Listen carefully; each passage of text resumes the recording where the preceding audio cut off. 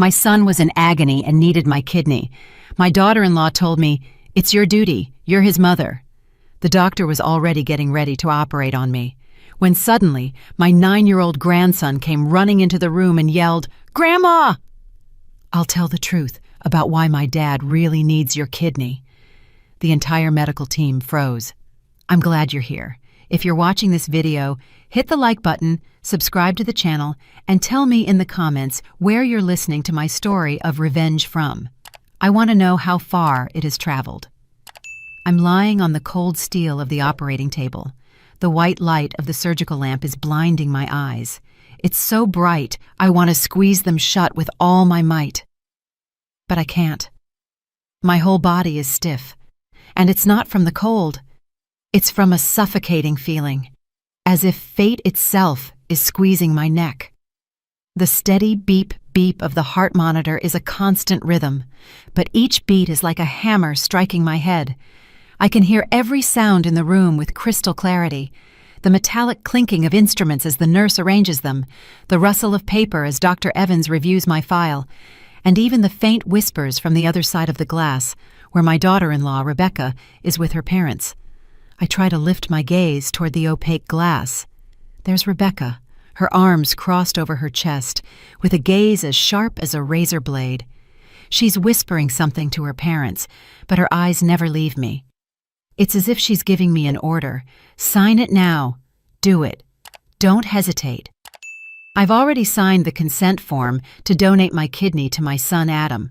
That paper must be somewhere on the doctor's desk now, my shaky signature and unchangeable commitment. The nurse holds the syringe, and the anesthesia gleams under the light. I close my eyes. I try to take a deep breath, but my chest feels as heavy as lead. I think of Adam, my oldest son, whom I raised and sacrificed my whole life to protect. He's in the room next door, weak, waiting for my kidney to survive. I tell myself this is the right thing to do. As a mother, I have to do it. But why do I feel this emptiness in my soul, this nameless anxiety? Suddenly, a thunderous noise startles me. The operating room door bursts open, and a gust of cold air rushes in, making the instrument tray on the table shake and clink. The entire room seems to hold its breath. I open my eyes, trying to lift my head, even though the straps are holding me tight. My 9-year-old grandson, Mario, rushes in like a small whirlwind. His sneakers are covered in mud, his school uniform is wrinkled, and his little chest is heaving as he gasps for air. Behind him, a terrified nurse is chasing him, shouting, "Child, you can't come in here! My God, stop!" But Mario doesn't stop. He runs straight toward me, his big round eyes filled with fear, but also with determination. "Grandma," he says in a trembling voice, so clear it squeezes my heart. "I have to tell everyone why my dad really needs your kidney." The whole room falls silent. The beep-beep of the heart monitor now sounds louder, as if it wants to tear the space apart. A doctor nearby drops a pair of surgical forceps. The sound of metal hitting the marble floor is deafening, a sharp break in the tension. I look at Mario, my little grandson, whom I still carry in my arms and read stories to every night. There he is, gripping an old cell phone, his face pale but his eyes bright. What does he know? Why is he saying this? My heart is racing, as if it wants to jump out of my chest. I want to scream to ask him right there, but my throat is so dry I can't utter a word. Dr. Evans, the head surgeon, frowns. He raises a hand, signaling for the entire team to stop. His voice is deep but sharp. "Whatever you have to say it now." I see his gaze pass over me and land on Mario, as if he too is caught in this strange moment on the other side of the glass. Rebecca bangs on the door, making the glass shudder. "Don't listen to him!" she shouts in a shrill, almost hysterical voice. "He's just a kid, you'll see." But Rebecca's look is no longer cold. It's trembling with panic, as if a secret is about to be revealed. Mario doesn't look at his mom. He only looks at me. Gripping the cell phone in his small hand so tightly, his knuckles turn white.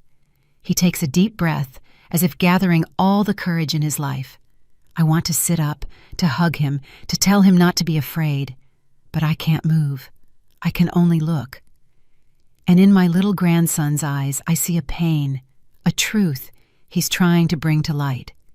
In that instant, as the whole room holds its breath, memories of the past flood my mind like an avalanche, of those days when I thought my family was a closed circle, full of love and trust. I remember my old house in Chicago, where every corner smelled of disinfectant, a scent I'd become so used to, I didn't even notice it. I'm 67 years old, but sometimes I feel much older, as if time stole my vitality a long time ago. My husband, Joe, has been bedridden for more than 10 years. He sits in his old wheelchair, its wheels squeaking every time I push him into the backyard for some air. He hardly ever talks. Only every now and then does he let out a sigh, his gaze lost in nothingness. Once, I took his hand and asked him, "Joe, are you tired of this life?" He just blinked without responding.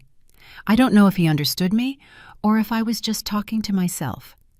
That house was my whole world, the place where I raised my 2 sons, Adam and Brandon. I did everything to get them ahead. I woke up at dawn to go to the market to sell produce. In the afternoons, I'd sit and sew clothes for the neighbors, and sometimes I'd stay up until midnight to mend torn shirts and deliver them on time. My hands became rough and calloused, my nails always with dirt from digging around in the market, but I never complained. I just wanted Adam and Brandon to have a better life, not to suffer like I did. Adam, my oldest son, was my pride. He was strong, tall, he worked in construction and always came home with a loud laugh. But in recent years, he started to get weak. At first, it was just tiredness. Then, little by little, I saw him pale with sunken eyes. And once, I felt a horrible terror when he told me he was urinating blood. I hugged him and asked, "Adam, what's wrong, son? Tell me." He just shook his head and smiled weakly. "Don't worry, Mom. It's probably just from all the hard work." Rebecca, my daughter-in-law, came into our lives like a strange wind. She was beautiful. She spoke sweetly. And at first, I truly believed she was a blessing for Adam. She took care of him diligently. She brought medicine home, watched his meals, and reminded him to take his pills at the exact time. All the neighbors praised me. "You're so lucky, Mrs. Jones, to have such a good daughter-in-law." And I believed it too. Every time I saw Rebecca give a bowl of soup to Adam, I'd tell myself I was just worrying too much. But sometimes I'd catch her cold, calculating gaze, as if she were hiding something. Once I saw her in the backyard, whispering on the phone late at night, in a low but hurried voice. "Don't worry, everything is going according to the plan." I asked her, "Rebecca, who are you calling so late?" She was startled and laughed nervously. "Just a friend, Mom. Go back to sleep." Brandon, my younger son, was different. He's 26 years old. He lives a few blocks from my house and works as a plumber and electrician. Brandon doesn't talk much, but every time he came to visit, he'd always bring something to eat, sometimes some oranges, other times some bread that was still warm. He'd sit next to me, fixing the ceiling fan that squeaked or changing a light bulb in the kitchen. Once he looked at me and said in his deep voice, "Mom, don't work yourself to death like this. I don't want to see you exhausted." I just smiled and waved my hand. "I can still handle it, Brandon. You worry about your brother. He needs you more." But Brandon just shook his head, his gaze full of concern. Mario, my little grandson, was my only joy in those heavy days. He's 9 years old and often came to my house with his little backpack on his back. Mario liked to sit in the backyard and play with some plastic cars I bought him at a flea market. He'd tell me stories, innocent tales that sometimes left me frozen. Once he looked at me with his round eyes and said, "Grandma, my mom talks on the phone at night. I heard her say something about some medicine, but I didn't understand." I smiled and ruffled his hair. "I'm sure she was just asking the doctor something for your dad. Don't think so much about it, my boy." But inside, a seed of unease was beginning to sprout. And then, one afternoon, everything changed. I was in the kitchen, preparing dinner. The smell of toasted rice was floating in the air when Rebecca came in. She didn't say hello. She didn't smile. She just stood there with her arms crossed. Her voice was sharp, like a knife slicing the air. Mom, the doctor says only your kidney is compatible. It's your responsibility. You have to save him. I froze. The spoon in my hand dropped into the pan with a dull clang. I looked at her, trying to find a bit of warmth in her eyes, but I only saw a cold determination, almost a demand. "Rebecca, I know, I'll do everything for Adam," I whispered, but my throat felt dry. She nodded as if she had achieved her goal and turned around. Not even 10 minutes passed when Rebecca's parents showed up. They walked into my house as if it were their own. They sat down at the dining room table and said in unison, "That's right. A mother's duty is something you can't run from. This whole family now depends on you." I stood there, still with the spoon in my hand, feeling cornered. Adam, who at that moment was propped up in a chair, so skinny I almost didn't recognize him, took my hand. His hand was freezing. "Mom," he whispered, "I trust you'll save me." I looked into his eyes, those eyes that, as a child, shone with so much life and now only reflected exhaustion and pleading. I nodded without being able to say anything, suddenly feeling like the small room had become suffocating. The smell of medicinal herbs from Joe's pot in the corner made me feel like I couldn't breathe. That night, I took Joe his bowl of soup, just like every day. The squeaking of his wheelchair on the concrete floor was a constant reminder that I was carrying this whole family on my shoulders. I put the bowl in front of him. I looked at him, but he just sighed without saying anything. I wanted to tell him, to ask him if I was doing the right thing, but he was just there, as motionless as a shadow. I went out to the backyard, where Mario was playing with his car. He looked up with his bright eyes, but they were full of doubt. "Grandma," he said, "what if someone gets sick because another person is giving them medicine?" I stopped dead in my tracks. My heart skipped a beat. "Why do you ask that, my boy?" I said, trying to stay calm. But Mario just lowered his head and kept pushing his car without answering. What I didn't know was that at that moment I was on the edge of an abyss, and only a few more steps would make me fall. The days that followed that afternoon when Rebecca came to my house and left me no choice, my life felt crushed by an invisible pressure, heavier than the suffocating summer heat of Chicago. I kept getting up early, going to the market to sell my vegetables and oranges, sitting under the dim light to sew clothes. But my soul was no longer at peace. Every step I took, every stitch I made, carried with it a question. Am I doing the right thing? Do I really have to sacrifice myself like this? But then Adam's pleading gaze, Rebecca's sharp words, and her parents' questioning looks clung to me without giving me a single moment to breathe. The next morning, when the sun was just peeking out, Rebecca was already at my door. I had just finished preparing tea. The scent of spearmint was just beginning to fill the house when she walked in, without knocking, without saying hello. "Mom," she said in a voice as firm as a nail, "the doctor says there isn't much time left. If you keep hesitating, he could be in danger." She put a stack of medical papers on the dining room table, white pages filled with numbers and signatures I didn't quite understand. She pointed to each line as if she were teaching a child. "It says clearly here that you are the only compatible one. No one else can save him." I stood there holding the teapot. The hot water was burning my fingers, but I didn't feel the pain. I only heard the sound of the broom scraping the concrete as I started to sweep the house, a way to escape Rebecca's gaze. "I heard you," I said in a barely audible voice. "I'll do everything for Adam." But inside, a heavy rock was weighing me down, making me want to scream, to run away. I kept sweeping. The sound of the broom was like a sad rhythm, trying to drown out Rebecca's words. But she didn't stop.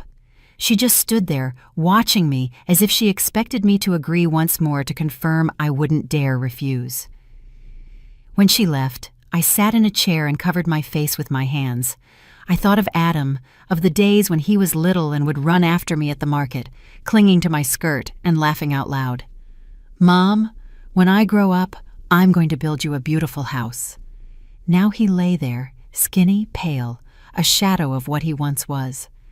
I wondered if I could let him go without doing anything, but every time I thought about donating my kidney, I was filled with fear. A fear not of the surgery, but of the feeling that I was being pushed towards something bigger, darker, that I couldn't see clearly. That night, Rebecca's parents came over. They brought a basket of fruit, some mangoes, and some oranges, but they just left it on the table as a mere formality and sat in the two main chairs in the living room as if they owned the house. Her father, Mr. Collins, coughed a couple of times and said in a raspy voice, "In my day, parents would sacrifice everything for their children. My grandmother sold all her land to save her son. Now it's your turn. You have to do the same." Rebecca's mother, Mrs. Peterson, nodded, with a gaze as sharp as a knife. "If you refuse, this family's honor will be in the dirt. What will the neighbors say? They'll say you don't love your son, that you don't deserve to be a mother." I was sitting there, clutching the edge of the table, feeling cornered in a dark corner. I wanted to say something, to ask them why all the burden was on me, but I couldn't open my mouth. I just lowered my head and nodded slightly like an automaton. Dinner that night was as heavy as a funeral. Rebecca, with a fake charm, put a piece of chicken on my plate, but her voice was cold. "Mom, save your strength for the surgery."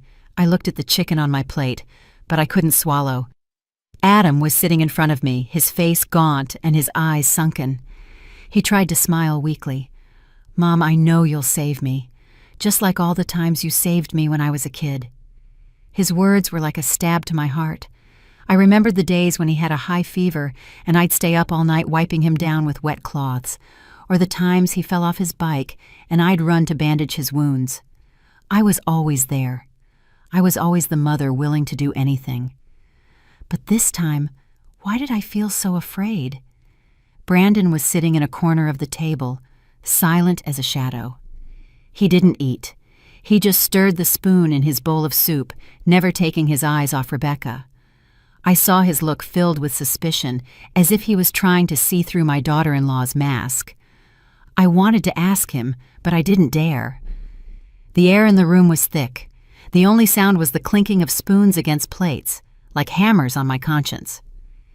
After dinner, Rebecca got up and personally took Adam's plate to the kitchen to wash it, not letting anyone else touch it. She did it quickly, but I noticed her checking the plate very carefully, as if she was afraid someone would see something inside. That night I couldn't sleep. Lying in my old bed, I listened to the tick-tock of the clock on the wall. Every second, a reminder that Adam's time was running out. I got up and walked down the hall to get a glass of water. Then I heard whispers from Adam and Rebecca's room. I stopped, standing in the dark, holding my breath. Rebecca's voice was low but clear. "Yes. After the transplant, we'll have all the data. Don't worry, she won't dare refuse." I stood there, my heart pounding. My hands were trembling so much I had to lean on the wall so I wouldn't fall. Data! What were they talking about? I wanted to knock on the door, confront her, but right at that moment Rebecca opened it. She was startled to see me, and then smiled falsely. "Still up, Mom?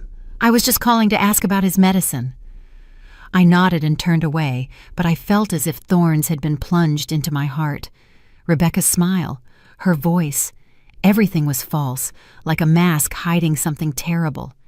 In the days that followed the tense conversation with Rebecca and her parents, I felt like I was living in a foggy dream where everything familiar was becoming strange and terrifying.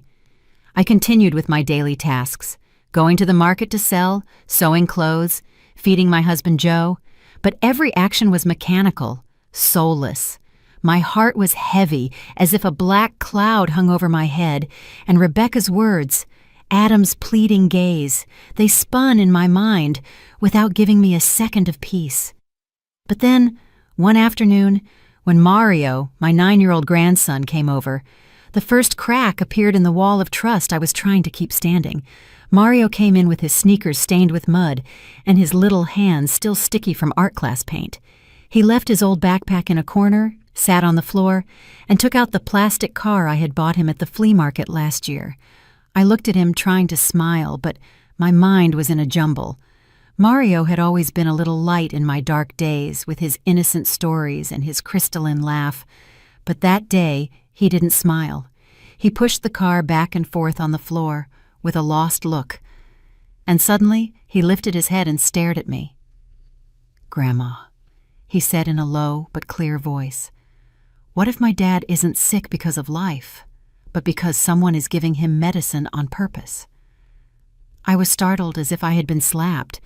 The spoon in my hand almost fell, but I managed to hold on to it, trembling. "Why do you say that, Mario?" I asked, trying to keep my voice calm, but my heart was pounding. I looked into his eyes, so clear but full of a worry that seemed too big for his age. Mario didn't answer right away. He lowered his head and kept playing with his car, but I saw him clench his hand as if he were holding something back. I wanted to hug him, to ask him more, but I only managed a nervous laugh. "You're thinking too much, my boy. Your dad is sick and the doctors are curing him." But my smile was forced, and Mario didn't return it. He just looked at me. He got up silently, took his backpack, and ran back to his house. Mario's question was like a stone thrown into a calm lake in my heart, creating ripples of doubt. I stayed there, in my small kitchen, looking at the vegetables on the table but unable to concentrate. I thought of Adam, of the bottles of pills Rebecca always brought, of how she controlled everything related to my son. I told myself I was probably imagining things. Rebecca was Adam's wife. She loved him. She wouldn't hurt him. But deep in my heart, I knew something wasn't right. That afternoon, Brandon came with his toolbox, saying he was going to fix the kitchen light that had been flickering the night before. I watched him climb the ladder, twist and tighten things, and the light from the new bulb lit up the whole kitchen. But then, as he came down with the old light bulb in his hand, Brandon looked at me with an unusual seriousness. "Mom," he said in a low voice, almost a whisper, "my sister-in-law is acting very strange. I saw some unlabeled pill bottles in my brother's medicine cabinet, and she hides them very well." I was startled, and the plate I was washing in the sink fell, splashing water on my blouse. "What are you saying?" I asked, my voice choked. Brandon got off the ladder and stood in front of me, his eyes filled with concern. "Mom, I'm afraid what's wrong with my brother isn't a normal illness. I'm afraid someone—" He didn't finish the sentence, but his look said it all. I stood there, my hands wet, feeling as if the floor was sinking beneath my feet. I wanted to scream, to tell Brandon he was overthinking things, that Rebecca couldn't do something so terrible. But I couldn't speak. I just kept looking at Brandon, and in my head, Mario's question echoed again. What if my dad is sick because someone is giving him medicine? I tried to discard that idea, but it clung to me like a shadow I couldn't escape. The next afternoon, I took soup to Adam at the hospital. The white room and the pungent smell of disinfectant made me feel like I couldn't breathe.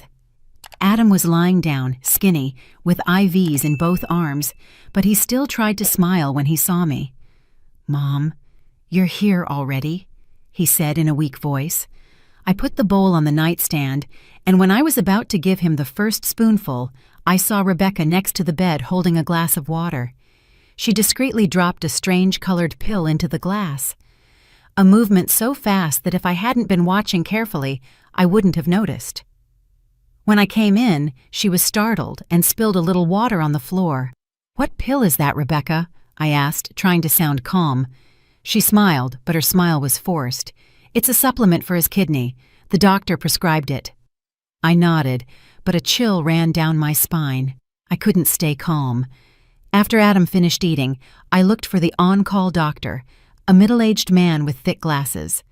"Doctor," I asked in a trembling voice, "did you prescribe any new kidney supplements for Adam?" He was surprised and checked the file. "No, we haven't prescribed anything new. The current medication is sufficient." His answer left me frozen. I stood in the hospital hallway listening to the announcements over the loudspeaker, but my mind was blank. Rebecca had lied. What was that pill? Why did she have to hide it? At sunset, Mario came to my house again. This time he didn't play with his car. He sat in a chair and took an old cell phone with a broken screen from his backpack. "Grandma," he said in a low but firm voice, "I want you to listen to this." He typed something and handed me the phone. A recording played. It was Rebecca's voice, whispering but clear. "After the transplant, the test results will be perfect. Don't worry. She won't dare refuse." I dropped the phone. My hands were shaking uncontrollably. I looked at Mario, my little grandson, and saw that his eyes were red, as if he was just as scared as I was. "I found it on my mom's old phone," he said in a choked voice. "I don't know what it is, but I thought you should know." I hugged Mario, trying to hold back the tears. "You're so brave, my boy," I whispered. But inside, everything was falling apart. Test results. What was Rebecca talking about?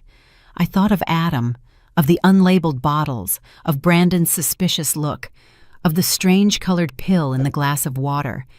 They were loose pieces of a puzzle, but little by little they were fitting together, forming a picture I didn't dare look at directly. That night, I didn't sleep. I sat in my silent house, listening to the tick-tock of the clock. Every second, a reminder that Adam's time was running out. One morning I went to the hospital carrying an old plastic container with hot food. The smell of rice and stewed meat escaped from the edges. Adam's room was white, cold, and the smell of disinfectant was so strong I had a hard time breathing. I had gotten used to that environment, but that day I felt it pressing on my chest. Adam was lying there with sunken eyes and a pale face, but he still tried to smile when he saw me.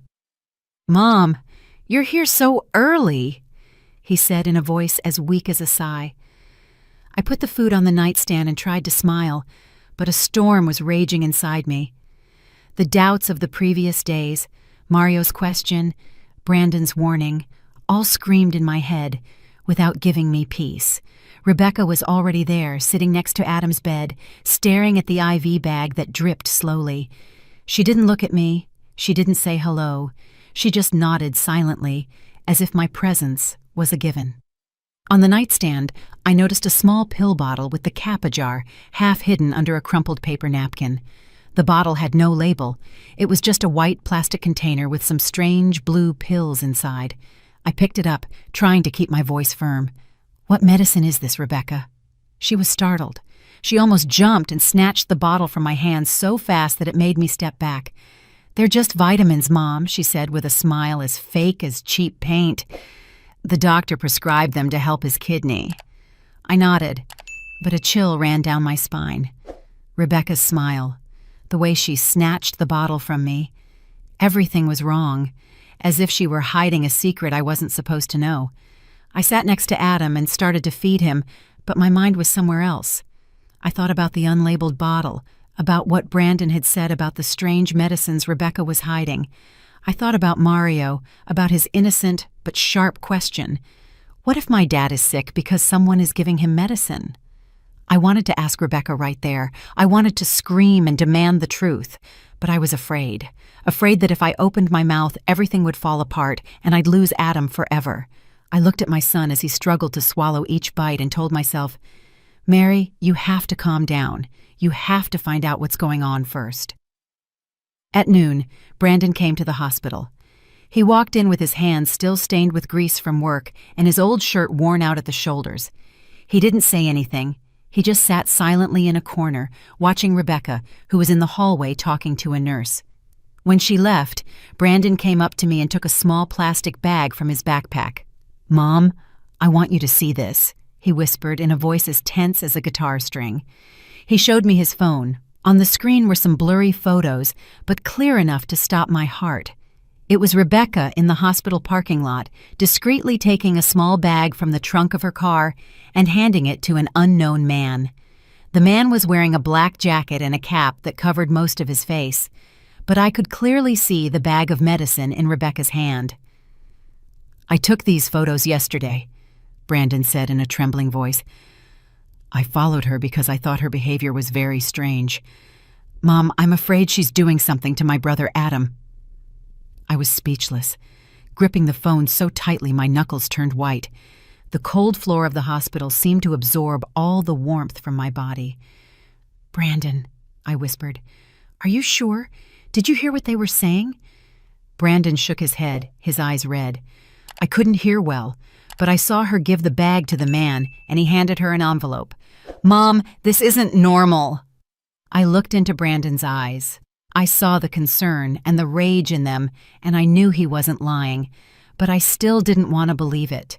Rebecca was Adam's wife. She had sworn to take care of him. How could she do something so terrible? That afternoon, when I returned home, Mario came again. He didn't run or play as usual. Instead, he sat silently in a chair, hugging his backpack. "Grandma," he said in a low but determined voice, "I want you to hear something." He took the old cell phone with the broken screen from his backpack and, trembling, played an audio file. Rebecca's voice echoed, whispered, but clear as a knife plunging into my heart. "After the transplant, the data will be complete. Don't worry, that old woman won't dare refuse. This result is worth 100 times more." I became rigid. I dropped the phone on the table, my hands shaking uncontrollably. I looked at Mario, my little grandson, and saw his eyes were red, his lips pressed together as if he was holding back tears. "I found it on my mom's old phone," he said in a choked voice. "I don't know what it is, but I thought you should know." I hugged Mario, feeling as if the whole world was collapsing at my feet. "You're so brave, Mario," I whispered, but my voice broke and tears rolled down my cheeks. I thought of Adam, of the unlabeled bottles, of Brandon's photos, of Mario's recording. They were loose pieces, but they were fitting together, painting a dark picture I didn't dare confront. What was Rebecca doing? What data? What results? And why did she say, "That old woman won't dare refuse"? I felt betrayed, not just by Rebecca, but by my own faith in family, in love. That night I didn't sleep. I sat in my silent house, listening to the sirens of an ambulance in the street, the red and blue lights flashing through the window like cuts in my soul. I thought of Adam, of how he was getting weaker every day, of the strange medicines, of Rebecca's calculating whispers. I thought of Brandon, of the suspicion and worry in his eyes, and of Mario, the 9-year-old who had bravely brought me the truth. I held my head, feeling like my brain was going to explode. I wanted to run to the hospital, confront Rebecca, scream and demand an explanation, but I was afraid that the truth was even more horrible than I imagined, afraid I wouldn't have the strength to bear it. I got up, went out to the backyard, and looked at the pale moonlight. I thought of Joe, my silent husband, who could only sit and watch everything. I wanted to tell him, to ask him what I should do, but I knew he wouldn't answer me. I was alone with the pieces of a truth that were slowly revealing themselves. The next morning, I woke up with the feeling that the whole world was weighing on my chest. The birds chirping in the backyard, a sound that normally brought me calm, now felt like knives stabbing my mind. I knew today was the day the hospital would make the final decision about Adam's kidney transplant. The clues Mario and Brandon had given me, the recording, the photos, the unlabeled bottle, they kept spinning in my head, but I didn't dare face them. I was afraid that if I dug deeper, I would find a truth I couldn't bear. I just wanted to save Adam, to see my son healthy again, even if the price was a part of my body. But deep down, I knew things weren't that simple. The hospital scheduled me for noon. I entered a small meeting room where Dr. Evans was already waiting for me. He spread the lab results on the table, white sheets filled with numbers and graphs I didn't understand. "Mrs. Jones," he said in a grave but firm voice, "we have reviewed everything thoroughly. You are the most compatible person to donate your kidney to Adam. If we don't proceed soon, his life will be in danger." I sat there clutching the edge of my blouse, my head buzzing as if I had a swarm of bees inside. "I understand," I whispered, but my voice was so low I doubted if he had heard me. Dr. Evans looked at me, and his expression softened. "Do you need more time to think about it?" he asked. I shook my head, not because I had already decided, but because I felt I had no other way out. Rebecca, her parents, and even Adam, they were all counting on me, and I couldn't let my son die. Through the glass of the door, I saw Rebecca standing there with her arms crossed. Her gaze, as sharp as ever, gave a nod to her mother, Mrs. Peterson, as if she were sure I wouldn't dare refuse. That gesture gave me a chill, as if they were playing a game of chess and I was just a pawn. I wanted to get up, to yell that I knew about the bottle, about the recording, but I couldn't. I just sat there, feeling trapped in an invisible cage with no escape. That evening, I gathered the whole family in my small house. The living room was crowded, the yellowish light of an old bulb reflected on the worn-out walls. I put a teapot on the table. The scent of spearmint couldn't disperse the heavy atmosphere. Rebecca's parents, Mr. Collins and Mrs. Peterson, sat in the center, occupying the two best chairs as if they were the owners. Rebecca sat next to them, her hands clasped, giving me a sidelong glance as if to make sure I wouldn't back out. Adam was lying on a sofa, his face pale and his breathing weak. Brandon was leaning against the wall, silent, but his eyes were red, as if he was holding back a fury about to explode. Mario was huddled in a corner, hugging his small backpack, his eyes filled with distress. I took a deep breath. My hands trembled as I set the teapot down. "I've made a decision," I said in a trembling voice, but trying to sound firm. "I'm going to donate my kidney to Adam." The room exploded like a bomb. Mrs. Peterson clapped and said in a shrill voice, "That's a real mother. I knew you wouldn't disappoint this family." Rebecca covered her face. Tears were streaming, but I saw how she clenched her fists as if she were acting in a play. "Oh, Mom," she said in a choked voice, "I knew you love him more than anyone. Thank you." Adam looked at me with eyes clouded by exhaustion, but he still managed to say, "Mom, I owe you my life." His words broke my heart like a dagger to the chest, but then Brandon jumped up and hit the table hard. The bang made the teacups vibrate. "No!" he yelled, his voice trembling with rage. "Mom, don't you see? You're sacrificing yourself for a wicked plan. She's using you, and she's using my brother Adam." The air in the room became thick. The only sound was the buzzing of a mosquito around the light bulb. Rebecca leaped to her feet and pointed at Brandon. "What are you saying? How dare you accuse me? I do everything for my husband." But Brandon didn't back down. He came closer, his gaze on fire. "Accuse you? And what about those unlabeled bottles and those midnight calls? Mom, you can't let them deceive you." I looked at Brandon, then at Rebecca, and finally at Adam. I wanted to say something, to ask Brandon to calm down, but I couldn't. I just looked away, feeling as if the whole world was coming down on me. That night I sat alone in my small room in front of the old wooden table. The oil lamp flickered. Its dim light illuminated the trembling words I was writing in my will. I wrote that the little house would go to Brandon and some of my few valuables to Mario. Every stroke was like a cut in my soul. I didn't know if I'd survive the operation, but I wanted to be prepared, to leave something for those I loved. Joe was sitting motionless in his wheelchair in a corner, watching me with his lifeless eyes. I saw his hand tremble, as if he wanted to say something but couldn't. I looked at him, and tears rolled down my cheeks. "Joe, I have to do it, right? I have to save Adam." He didn't answer. He just blinked, and 2 tears fell down his gaunt cheeks. I folded the will and put it at the bottom of an old wooden box where I kept memories of my wedding. Outside, the rain poured, mixing with the sound of my own sobs. Early in the morning, when the sky was still dark and the fog clung to the little streets leading to the hospital, I was lying on a gurney in an ambulance. I was clutching a small fabric bag with a change of clothes and an embroidered handkerchief I'd had since my wedding day.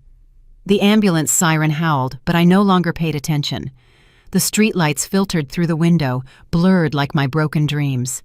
I closed my eyes and tried to breathe, but my chest felt heavy. Today was the day I would donate my kidney to Adam, my son. I had already decided. I had written my will. I had prepared myself mentally, but my heart was still in knots, as if I were entering a nightmare I couldn't wake up from. When the ambulance stopped, a nurse pushed the gurney down an endless hospital hallway. The screeching of the wheels on the tiled floor was like a hammer hitting my head. Rebecca was walking right behind me. Her steps were light but firm, like those of a guard. "Don't worry, Mom," she said in a low but sharp voice. "After the surgery, everything will be fine." I looked at her out of the corner of my eye and saw a flash of triumph in her eyes, as if she had already secured her victory. Her smile gave me a chill, not from cold, but from the feeling that I was being led into a plan where I was just a pawn without a will. At the reception, Rebecca's parents, Mr. Collins and Mrs. Peterson, were already there. They were dressed up. Mr. Collins in an old but well-ironed suit, and Mrs. Peterson in a bright red dress, as if they were coming to a big event and not to a surgery. They took Rebecca by the arm and greeted the doctors with an exaggerated friendliness, as if they had known each other all their lives. I heard Mrs. Peterson laugh loudly as she said to a young doctor, "Thank you for all your support, doctor. We won't forget this favor." I stood there, clutching my fabric bag, feeling like a stranger in my own story. Adam had already been taken to a waiting room. They allowed me to see him before I went into the operating room. The small room was cold, and his skinny arms were full of IVs. His face was pale, his eyes sunken, but when he saw me, he tried to smile weakly. "Mom, thank you," he whispered, his voice broken by exhaustion. I took his hand. It was freezing, and I felt like crying. "Adam, I'll do everything to make you get better," I told him, but my voice trembled, as if I were trying to convince myself. I looked into my son's eyes. I saw an absolute trust in them and wondered, am I doing the right thing, or am I risking my life for something I don't fully understand? Suddenly, Brandon came running in with his hands still stained with grease from work. He was gasping. His shirt was soaked with sweat, as if he had run a long distance. "Mom, don't do it," he said, almost pleading as he grabbed me by the shoulders. "I beg you, don't donate the kidney. Something isn't right." I looked at Brandon. I saw his red eyes filled with rage and concern. I wanted to tell him that I had already decided, that I couldn't let Adam die. But the words wouldn't come out. I just put my hand on his, squeezed it gently, and let the nurse take me away. Brandon was left there, powerless, shouting behind me, "Mom, listen to me!" But I didn't turn around. I didn't dare turn around because I was afraid that if I looked into Brandon's eyes, I would fall apart. The hospital hallway was long and cold. The smell of disinfectant was so strong it made me nauseous. An impersonal voice sounded over the loudspeakers. "Operating room number 3, prepare for kidney transplant." They took me to a changing room where a nurse put a cap and a mask on me. The cold blue gown they put on me was a reminder that I was about to lose a part of my body. I looked at myself in the mirror. I saw my gaunt face, my eyes surrounded by dark circles. I asked myself, "Mary, what are you doing? Are you sure this is the right thing to do?" But then the image of Adam in the hospital bed appeared in my mind, and I gritted my teeth and went on. As I walked down the hallway, I saw Rebecca and Mrs. Peterson standing by a glass window, talking to an unknown man. He was wearing a black jacket and a cap that covered his face, identical to the man in the photo Brandon had shown me. I saw Rebecca hand him an envelope, and he quickly put it in his jacket pocket. My heart started to beat hard. A cold sweat ran down the back of my neck. What were they doing? What was in that envelope? I wanted to stop, to scream and demand an answer, but the nurse took my arm and led me into the operating room. Inside the operating room, the white light shone directly into my eyes, so bright I had to squint. Dr. Evans was there, his face serious but calm. "Everything is ready, Mrs. Jones," he said in a grave voice. "Just relax." I nodded, but my body was stiff. The nurse placed electrodes on my chest, and the heart monitor's beep-beep was constant, but each beat was like a warning. Rebecca appeared on the other side of the glass. She pressed her face against the window and made a sign to sign quickly toward the papers another nurse was holding. I took the pen, trembling. The ink ran on the paper. When I signed, I felt as if I were signing my own death sentence. I looked at my blurred signature. I thought of the will I had written the night before, of Brandon, of Mario, and I wondered, will this be the last time I'm conscious? Just as the doctor was getting ready to inject the anesthesia, my heart was beating furiously. A cold sweat was soaking my back. I closed my eyes. I tried to breathe, but images of Adam, Brandon, Mario, and Rebecca were spinning in my head. I thought of Mario's recording, of the unlabeled bottle, of Brandon's photo. I wanted to stop it all, but I couldn't. I had come too far. I had signed. I had entered this room. I could only lie there, waiting with a fear that was drowning my heart. But then, just as the nurse was about to inject the anesthesia, a crash made the whole room tremble. The door burst open. The screech of the hinges ripped the air.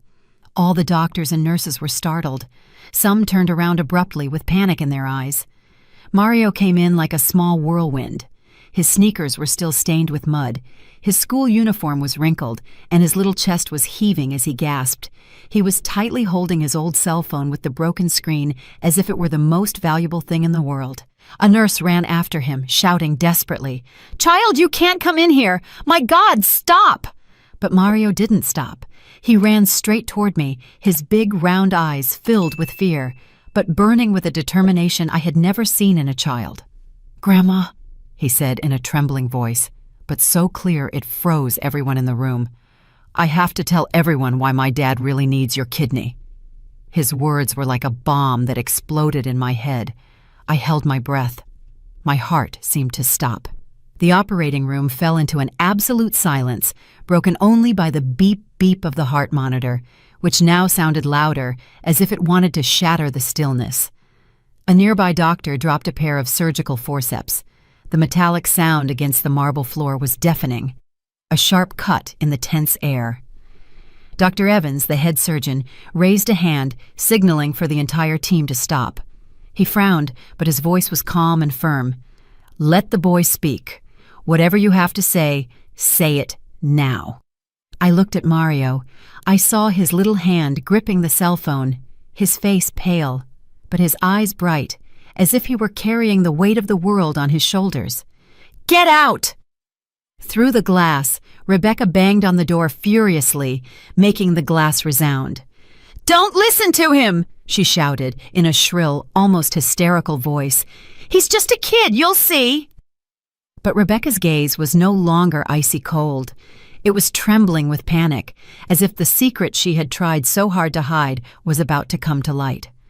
Mario didn't look at his mom. He came up to me, and with trembling hands, he pressed play on the cell phone. A recording played. It was Rebecca's voice, whispered but clear as a knife plunging into my heart. "After the transplant, the test results will be perfect. Don't worry, that old woman won't dare refuse." The entire room seemed to explode in silence. I felt my blood turn to ice, the air get stuck in my throat. Dr. Evans turned abruptly to look at me, his eyes wide with amazement. "Stop!"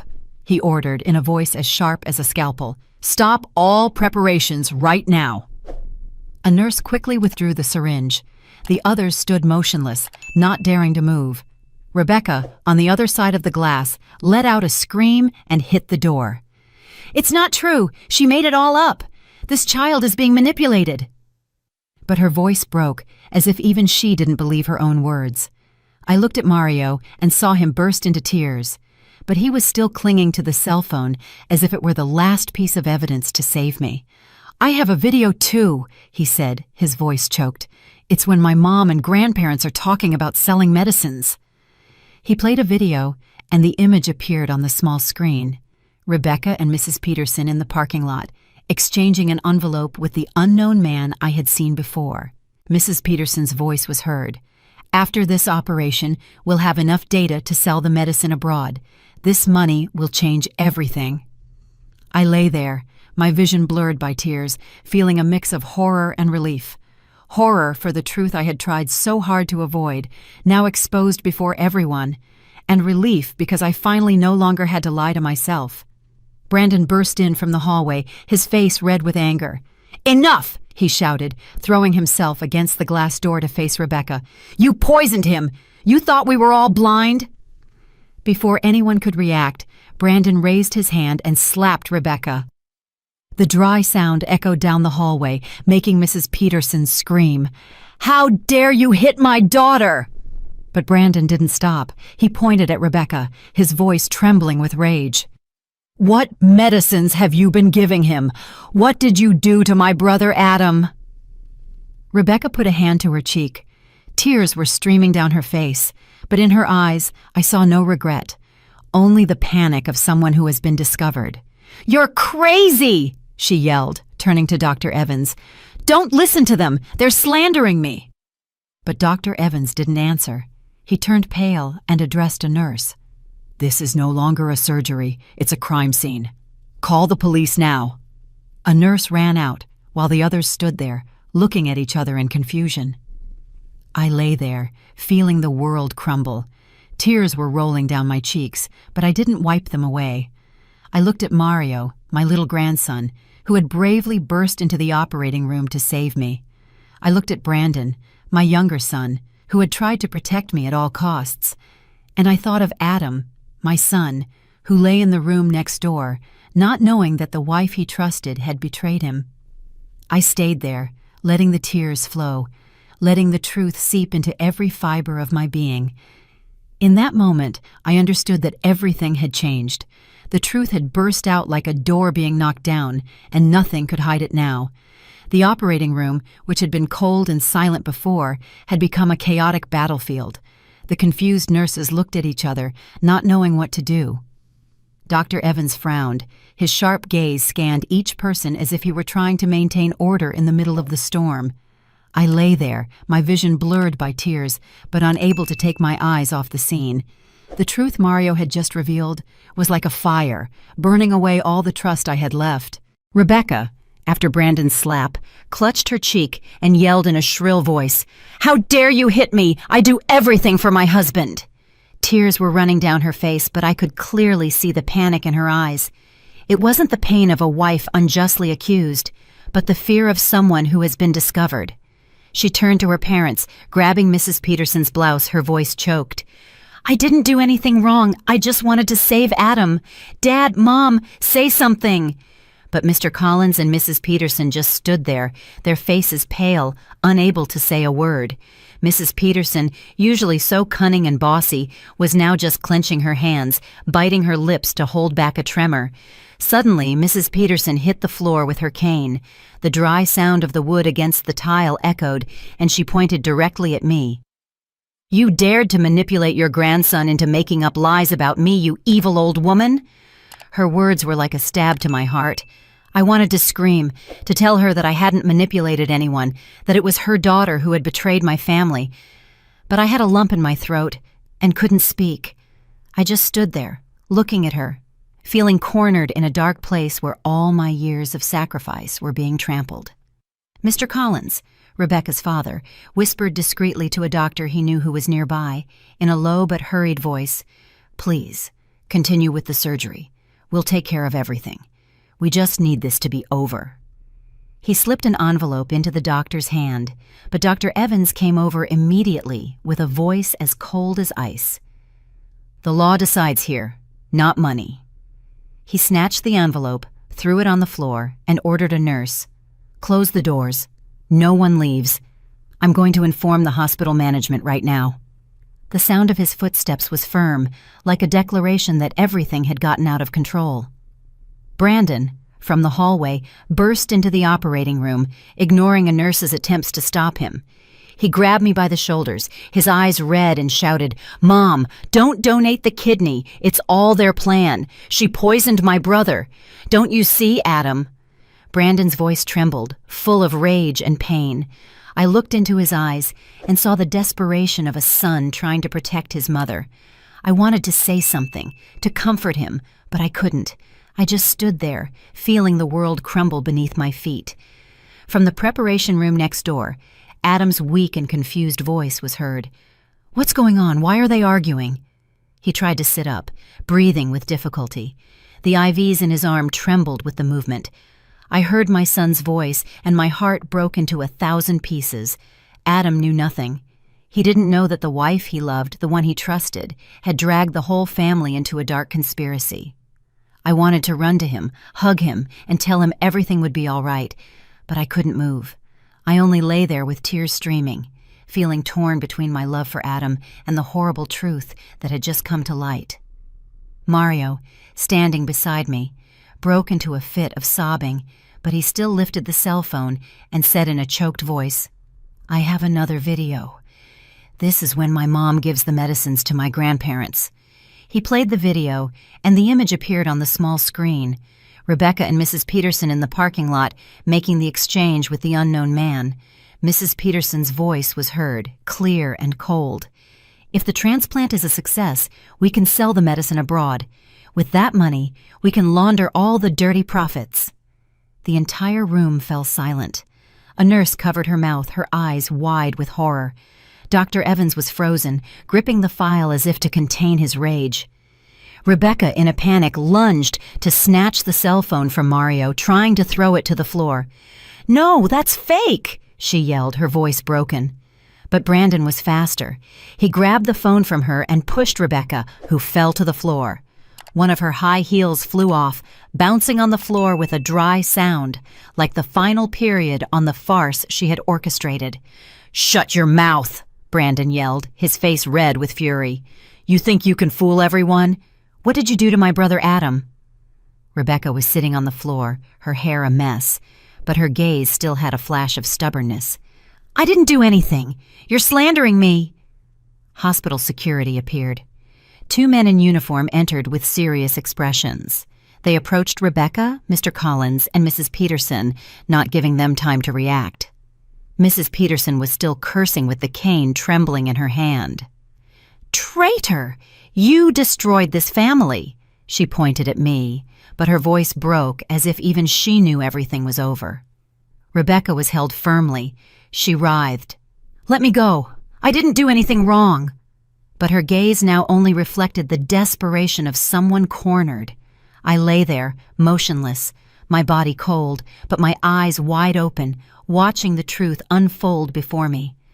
When the operating room door closed behind the police, the screams of Rebecca and her parents still echoed in the hospital hallway. But for me, they faded into the air like a nightmare that dissipates. Rebecca kept screaming in a broken voice, "I was contributing to science! Nobody understands me!" But no one answered her. Mr. Collins and Mrs. Peterson, who once sat with such arrogance in my living room, now walked with their heads bowed, escorted in silence. I lay on the operating table, still trembling, but it was no longer from fear. A strange feeling of relief flooded me, as if I had been freed from a cage I didn't know I was in. Dr. Evans came over. His face was serious, but his gaze had softened. "Mrs. Jones," he said in a grave voice, "we have canceled the surgery. We will transfer Adam to an alternative treatment, dialysis combined with new medications. You risked your health preparing for this, but you have saved his life and your dignity." I looked at him. Tears were rolling down my cheeks, but I didn't wipe them away. "Thank you, doctor," I whispered, in a weak but sincere voice. I didn't know if I had really saved my dignity, but I knew that for the first time in months, I felt like I was breathing, truly breathing. Brandon ran to me and helped me sit up. He took my hand tightly. His gaze was firm but full of pain. "You still have me, Mom," he said in a choked voice. "I'm going to protect you. From now on, I promise." I squeezed his hand, feeling the warmth of his rough, grease-stained skin. I looked into Brandon's eyes and saw the strength of a son willing to carry the whole world to protect his mother. "You're my pride, son," I whispered, and the tears fell again. Brandon didn't say anything. He just hugged me tightly. And in that hug, I found some comfort in the middle of the ruins of my family. Adam was transferred to a recovery room. When I entered, he was lying down, his face pale and the IVs still in his arms. He looked at me with red eyes and asked in a weak voice, "Mom, is it true that everything my wife did was to harm me?" His question was like a stab to my heart. I went over, sat on the bed beside him, and hugged him. My tears fell, wetting his hospital gown. "Oh, Adam, my son," I said in a choked voice. "I don't know where all this started, but I promise I won't let anyone hurt you anymore."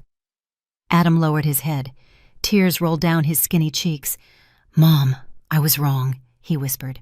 "I didn't protect you, and I let you suffer too much." I hugged him tighter, feeling that in the world it was just the two of us, clinging to each other in the middle of the storm that had just passed. In the following days, the newspapers started covering the news. "Drug trafficking ring busted at local hospital," the headlines screamed. They wrote about a group of doctors and pharmacists involved, in which Rebecca, Mr. Collins, and Mrs. Peterson were key players. They had been testing illegal drugs on patients like Adam, using the kidney transplant as a smokescreen to collect data for an international organization. Reading those words filled me with horror and pain. I thought of Rebecca, of the times she served me food, of her sweet words that I now knew were false. I thought of Adam, of the months he suffered without knowing that his own wife was putting him in danger. Adam began his dialysis and medication treatment. His health improved slowly, but steadily. One afternoon he took my hand, lowered his head, and said in a choked voice, "Mom, I was blind. I trusted Rebecca and almost let you lose everything." I stroked his head like I used to when he was a child and told him, "Son, what's important is that you're still here. That's all I need." But in my heart, a scar had formed, not just from Rebecca's betrayal, but because I had let myself be led to the brink between life and death without asking questions. I went back to my little house where Joe was still motionless in his wheelchair. I sat beside him and told him everything, from Mario's recording to the scene of Rebecca being handcuffed. I don't know if he understood everything, but when I finished talking, I saw him blink and 2 tears rolled down his gaunt cheeks. I took his hand, squeezed it, and for the first time in years, I felt a small response from him, a weak squeeze, as if he were trying to tell me he understood. I burst into tears, not from pain, but because I knew that despite everything, I still had him. I still had my family. Mario became the little hero of the neighborhood. The day he came home, he ran to me, hugged me around the neck, and whispered, "Grandma, I'm sorry I took so long to speak up, but at least I got there in time to save you." I laughed through my tears, hugging the boy, feeling the warmth of his small body. "You're the bravest person I know," I said, ruffling his hair. Mario smiled, the first smile I had seen from him in days. I looked into his eyes and saw that his innocence was still there, although it was stained by what he had had to witness.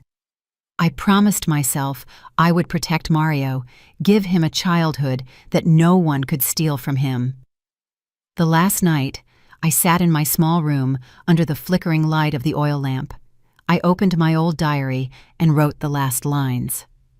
Blood doesn't always make you family. Sometimes it's the truth that shows you who really deserves to be called that. I lost a lot, but I found myself. I closed the diary, put down the pen, and listened to the rain hitting the backyard roof. I felt a strange calm, as if the storm had passed, leaving a clear sky. I looked out the window. I saw the pale moonlight illuminating the backyard, and I knew that even if the road ahead was long, I would never again let myself be blinded. I had regained my own strength, and that was the most valuable thing no one could take from me. The story you've just heard has been changed in names and places to protect the identity of the people involved. We are not telling this to judge, but with the hope that someone listens and stops to reflect. How many mothers are suffering in silence inside their own homes? I truly wonder, if you were in my place, what would you do? Would you choose to be silent to keep the peace?